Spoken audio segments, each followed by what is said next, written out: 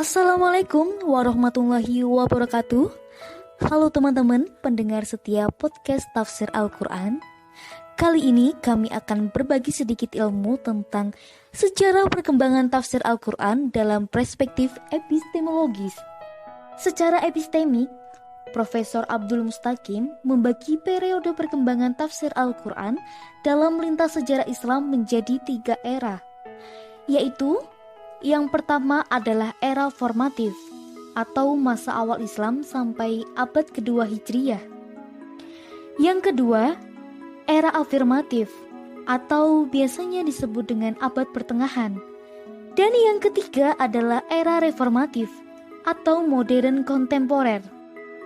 Nah, pada masa era formatif ini, nalar yang digunakan untuk berdialektika dengan Al-Quran adalah nalar kuasi kritis.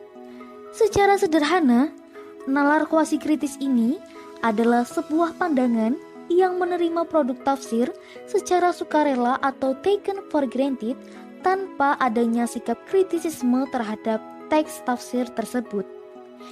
Sehingga produk tafsir yang mendominasi pada masa ini adalah kajian tafsir yang memfokuskan pada penyampaian riwayat atau yang dikenal dengan istilah tafsir bil ma'thur.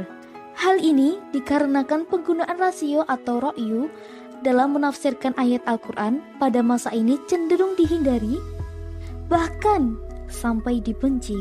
Karena metode penafsiran yang digunakan pada masa ini berupa metode tafsir biriwayah.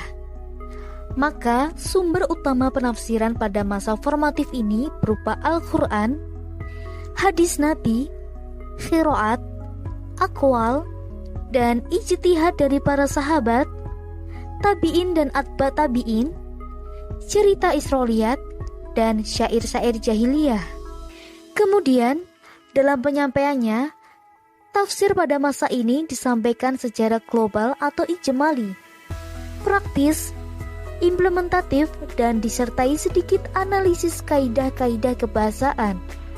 Karena tafsir pada masa ini menjadi teks riwayat sebagai sumber utama penafsiran, maka tolak ukur validitas sebuah penafsiran pada era formatif dinilai dari sahih tidaknya sanad dan matan riwayat yang dikutip, serta dinilai dari adanya kesesuaian antara hasil penafsiran tersebut dengan kaidah-kaidah kebahasaan dan riwayat hadis yang sahih.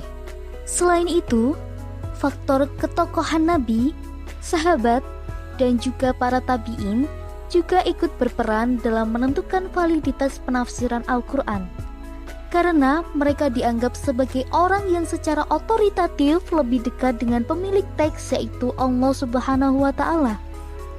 Selain Nabi, salah satu sahabat yang dianggap memiliki otoritatif dalam menjelaskan Al-Quran adalah Abdullah bin Abbas. Bahkan Ibnu Abbas mendapatkan gelar sebagai turjuman Al-Quran dan dipandang sebagai peletak dasar disiplin ilmu tafsir. Ada beberapa contoh produk tafsir yang muncul pada era formatif ini, antara lain tafsir karya Sulaiman bin Muqatil, Ma'anil Quran karya Al-Farra, tafsir Fadhailul Quran karya Abu Ubaid, Majaz Al-Quran karya Abu Ubaidah, dan tafsir yang bercorak sofistik karya Sahal bin Abdillah At-Tustari. Kemudian, perkembangan berikutnya terjadi pada era afirmatif